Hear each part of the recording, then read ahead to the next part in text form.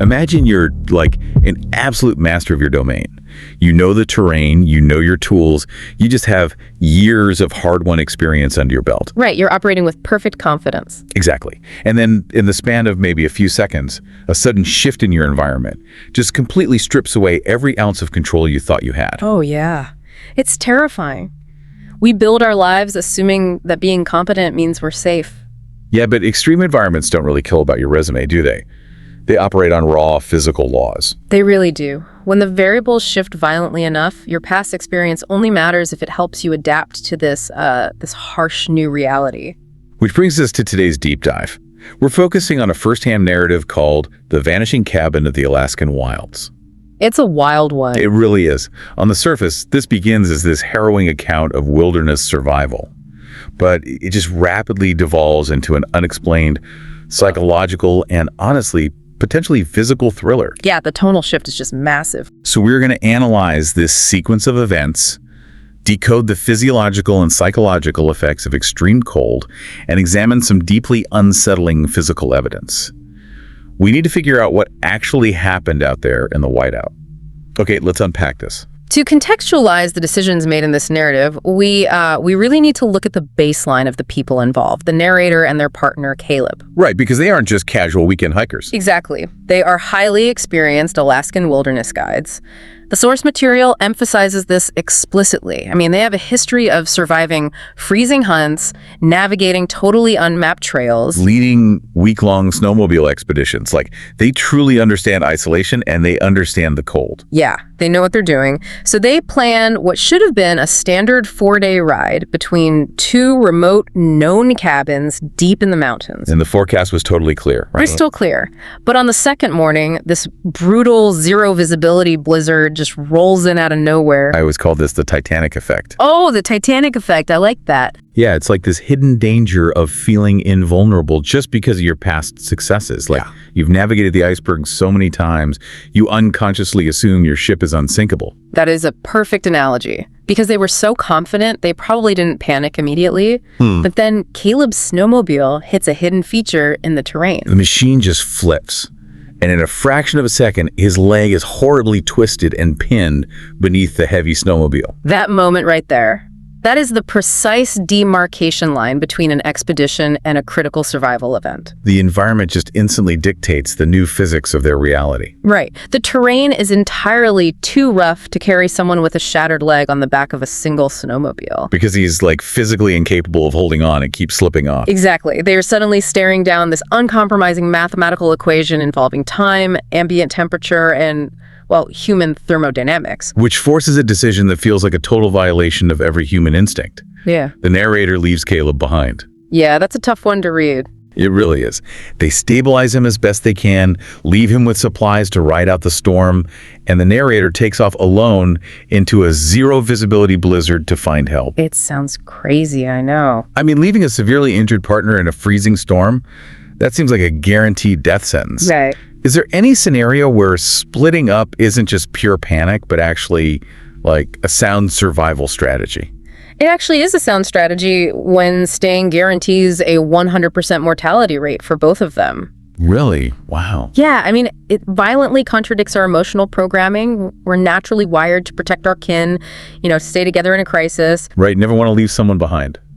But the narrator was executing a really grim textbook survival calculation.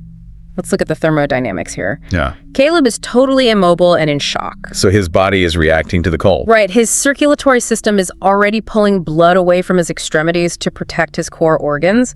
Without the physical exertion of moving around, his body heat is going to plummet rapidly. Okay, I see. If the narrator stays, they eventually succumb to the exact same hypothermic process.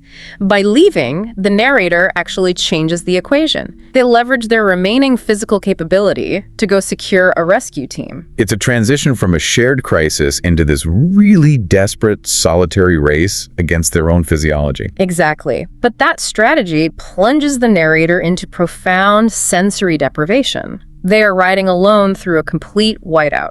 The narrative notes that after nearly an hour of blind navigation, the landscape is just entirely unrecognizable. Yeah. They're profoundly lost. But then they catch a massive stroke of luck. Through the dense tree line, they spot smoke. Which is huge. Smoke in a sub-zero wilderness is the absolute ultimate beacon. It represents combustion, which means heat, which means shelter. And crucially, human presence. Yes. So they turn toward it and find this cabin. But the initial description is really unsettling. Right, the narrator notes that it sits buried deep in the snow, hidden between thick trees, like it didn't want to be found. Yeah, that phrasing is super creepy. It is. But there was a weak orange glow flickering through a frosted window. I mean, imagine the physical relief of finding a door in a blinding storm. Oh, it would be overwhelming. And the door is unlocked. The narrator steps inside, and the heat is immediate. A wood stove is just crackling away. There's food sitting on the floor beside an unrolled sleeping bag. It looks exactly as if someone just stepped out for a minute to grab firewood. Right. Every environmental input is signaling safety to the narrator's nervous system. The extreme contrast between the lethal cold outside and the thermal sanctuary inside forces the body to just, completely drop its defensive posture. But the narrative shifts almost instantly. The narrator registers that the space just feels wrong. It's too quiet. Way too quiet. They call out and there's no answer. And as they're warming their hands, they notice a map pinned to the wall. And this map has specific trails circled in thick red marker. Yeah, and those circles include the exact 2 remote cabins that the narrator and Caleb had just visited, plus their dates scribbled next to the trails. That's when they find the notebook sitting nearby. Which is just, I get chills thinking about it. At what exact point does the human brain shift from I am saved to I am being hunted? What's fascinating here is how the contents of that notebook introduce a massive psychological rupture. Because inside are these highly meticulous, recent descriptions of travelers. Yeah. What they were wearing, where they parked their vehicles, the specific direction they were heading. Some of the entries are dated just days prior. The psychological whiplash here is insane. You have the profound biological relief of warmth crashing head-on into the intellectual realization that you are being tracked. How does the brain even process those 2 wildly conflicting data streams? It triggers severe cognitive dissonance. The brain is receiving this flood of dopamine and relief signals from the physical environment, the heat, the shelter. Yeah, biologically, you're thrilled. But the prefrontal cortex is simultaneously analyzing the map in the notebook, and it recognizes a predatory pattern. This wasn't a refuge at all. It was an ambush site. Think of it like the lure of an anglerfish in the deep ocean. Have you seen those? Oh, yeah, with the glowing light on their head.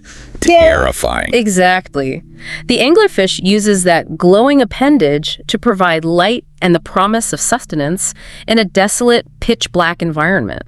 The prey is drawn to the comfort of the light, entirely unaware that it exists solely to draw them into the jaws of a predator. So the meticulous cataloging of clothing, the dates, the specific tracking of isolated trails. This indicates someone was using this hidden cabin as a hunting blind to monitor the vulnerabilities of isolated people. That completely recontextualizes the entire environment.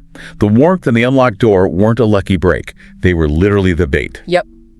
The narrator realizes they've walked directly into a trap and immediately turns for the door. Here's where it gets really interesting. Before they can take a single step, they hear it from beneath the solid floorboards of the cabin. A scream erupts. And the source material is remarkably specific about the nature of this sound. It wasn't someone yelling for help or banging on the wood. Right. It was a wordless, agonizing scream of pure terror from a woman coming directly from under the floor. And the narrator's reaction is instantaneous. They do not stop to investigate. Nope.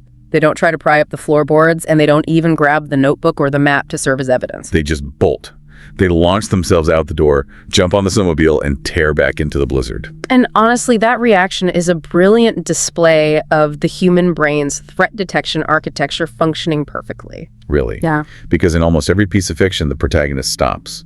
They investigate the strange noise, they look for a trapdoor, they try to be a hero and rescue the victim. Fiction wants a hero, but biology wants survival. True. I liken the narrator's actual reaction to touching a burning hot stove. You don't pause to examine the burner or ponder the temperature, right? Exactly. Your nervous system forcefully retracts your hand before the pain even registers in your conscious mind. Pure biological reflex just overrides any human curiosity or altruism. The hot stove analogy is a perfect illustration of a localized reflex arc. And what happens in the brain here is the systemic version of that. It's an amygdala hijack. An amygdala hijack? Yeah. When the brain detects a sudden, overwhelming, and proximity-based threat, especially one that violently violates the established context, like a human scream emanating from beneath a seemingly empty room, the amygdala just bypasses the prefrontal cortex. Which is the logical part of the brain, right? Right. The prefrontal cortex is the slow analytical part that would normally say, let's gather evidence, or let's formulate a rescue plan. The amygdala shuts that down and activates the HPA axis, the hypothalamic pituitary adrenal axis. So it just dumps adrenaline into your system. It floods the bloodstream with adrenaline and cortisol. It restricts peripheral vision. It forces an immediate, unthinking flight response. That makes total sense. Yeah. From an evolutionary perspective, the ancestors who stopped to investigate the rustling in the bushes were the ones who got eaten. Exactly. The ones who ran survived to pass on their genes. And that biological override is exactly what allows them to survive the next phase. The narrator states their hands were shaking so violently from the adrenaline, they almost crashed the snowmobile twice. They were operating under the sheer terror of being pursued through the whiteout by whoever owned that notebook. But they keep pushing, and they miraculously reach an official ranger station. They initiate a rescue, a helicopter is dispatched, and they actually locate Caleb. Which is incredible. He is barely clinging to life deep into the stages of hypothermia, but he survives. It requires months of intense medical recovery, and the couple decides to just never return to that mountain range. They survived the physical elements, which is a statistical anomaly in itself, but the aftermath of the cabin introduces a deeply unsettling distortion of reality that complicates everything we've just analyzed. Because the ordeal doesn't end with the helicopter evac. After Caleb is stabilized, the narrator reports everything to the authorities. The hidden cabin, the stalker's map, the detailed notebook, and the woman screaming under the floor. The authorities promise to investigate the coordinates as soon as the weather breaks. But 3 days later, the search team contacts the narrator. They combed the exact GPS location, and they found absolutely nothing. Zero trace evidence, no structure, no foundation, no remnants of a burned-down cabin, and no signs of human foot traffic in that entire sector of the forest. Which prompts one of the search and rescue rangers to offer a psychological explanation. The ranger suggests the narrator hallucinated the entire ordeal. The cabin, the fire, the notebook, the scream, all of it, just a complex phantom generated by a brain pushed to the absolute brink by exhaustion, extreme stress, and severe hypothermia. So what does this all mean? Does extreme cold exposure actually fabricate a logical, highly specific narrative like that? I mean, we aren't talking about seeing a blurry shape in the trees. Right, it's very detailed. We were talking about hallucinating a map with specific trails circled in red marker, reading entries in a notebook that cataloged the jackets and hats of other hikers, paired with the jarring sensory shock of a scream from a subfloor. The hallucination theory is scientifically plausible in a really broad sense, but it falls apart under the weight of the specificity. Severe hypothermia absolutely causes cognitive breaks, but they follow known physiological patterns. Like what? As the core temperature drops, the hypothalamus, which regulates body temperature, begins to malfunction. This leads to a phenomenon called paradoxical undressing. Wait, where they take their clothes off in the snow? Yes. The muscles controlling the blood vessels become exhausted and fail, causing a sudden rush of warm blood to the skin. The freezing victim feels like they are burning up, so they strip off their clothes. Which is terrifying, but it's a physiological, mechanical failure, not a complex hallucination. Exactly. The other classic symptom is terminal burrowing. In the final stages of hypothermia, the brainstem triggers a primitive evolutionary mechanism akin to hibernation. So they hide. Yeah, victims will crawl into incredibly small, enclosed spaces, under logs, beneath rocks, into crevices. But again, this is a chaotic, primitive reflex. Not a hallucination of a fully furnished cabin. Right. Hypothermic hallucinations tend to be fragmented, surreal, or deeply symbolic, often involving feelings of warmth or rescue. Generating a serialized, highly structured narrative involving cartography, a stalking journal, and architectural anomalies like a hidden basement is profoundly atypical for a freezing brain. Well, the narrator reaches their own conclusion regarding the missing evidence, stating there are only 2 possibilities, and neither is comforting. Oh, definitely not. Possibility 1, the cabin was real. That means a human predator was operating in those mountains. They were meticulously tracking the movements of isolated travelers, holding someone captive beneath their floorboards. And somehow, within a 72-hour window during a blizzard, completely dismantled or buried their operations so thoroughly that trained trackers found zero trace of it. Which is insane to think about. That level of evasion implies a degree of sophistication, resources, and predatory capability that is staggering. It transforms the wilderness from a passive environmental hazard into an active, intelligent threat. Then we have possibility, too. The cabin wasn't physically there, but the narrator totally rejects the idea of a simple medical hallucination. If we connect this to the bigger picture, they suggest that if the cabin wasn't a structure made of wood and nails, then something far worse was waiting for me out there in the storm. Which brings us to a really crucial epilogue in the source material. Exactly 1 year later, another traveler goes missing in the exact same coordinate area where the narrator experienced the cabin. Wow. This radically reframes the entire discussion. It tethers this psychological anomaly to a cold, hard, factual tragedy. Whether the trap was architectural or something we don't fully understand, the danger in that specific sector was undeniably real. It forces us to confront the limits of our perception, really. When an individual is pushed beyond the boundaries of human endurance, when the safety nets of civilization and technology are violently removed, what actually happens to the brain's sensory processing? So to recap the trajectory of this deep dive, we started with a sudden, catastrophic injury in a zero-visibility blizzard. We observed an experienced guide execute a brutal but mathematically necessary survival calculation to leave their partner. We followed them into an impossible cabin that shifted instantly from a thermal sanctuary to a meticulous ambush site. And we ended with a missing persons case a year later, leaving us with a mystery that defies conventional scientific or investigative closure. It challenges the assumption that reality is always a fixed, observable constant. We just operate on the belief that a structure is either there or it isn't. A threat is either physical or it's a symptom of trauma. Right. But narratives like this operate in the gray area between physiological breakdown and external reality. This matters because it questions what truly exists in the unmapped corners of the world when we're entirely stripped of our defenses. It asks us to consider the real fragility of the human mind. Yeah, it really makes you think. As we wrap up, I want to leave you with a concept that bridges the gap between survival physiology and the unknown. We've debated whether the cabin was a physical trap set by a human stalker or a complex, unprecedented hallucination triggered by severe cold. Two very distinct possibilities. But consider the brain as a predictive engine.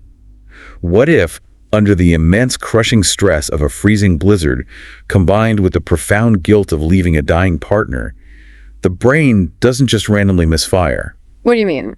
What if extreme vulnerability strips away the civilized filters we use to navigate daily life and momentarily unlocks a primitive, hypervigilant threat detection system?